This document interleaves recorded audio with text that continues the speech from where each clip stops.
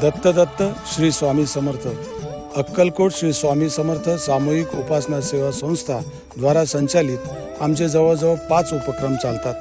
त्या उपक्रमामध्ये मुख्यतः सामूहिक उपासना, अन्नदान सेवा, नामस्मरण, गोवंश सेवा आणि एक भजन सेवा।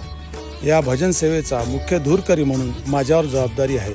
सुखकारक तू दुःख निवारक भवचालक श्री स्वामी समर्थ, श्री स्वामी समर्थ गुणजन पालक जग उद्धारक दत्तात्रय श्री स्वामी समर्थ। माझं यवतमाळातील संगीत क्षेत्रासोबत जवळजवळ 35 वर्षापासून नातं आहे।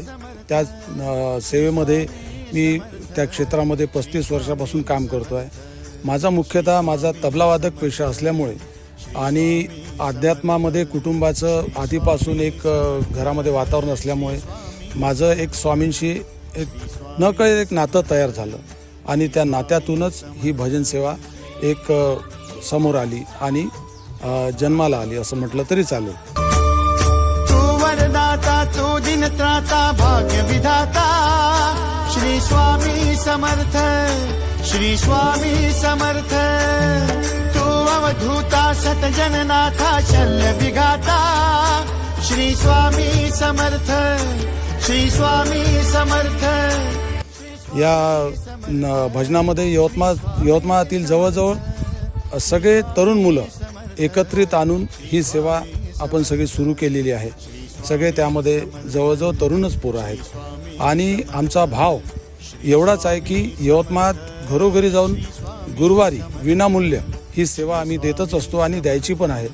आणि ही सेवा देत असताना अगदी भक्तियुक्त आणि गर्वमुक्त अशी सेवा ही घरोघरी जाऊन पोहोचली पाहिजे, हा एवढाच ध्यास आहे।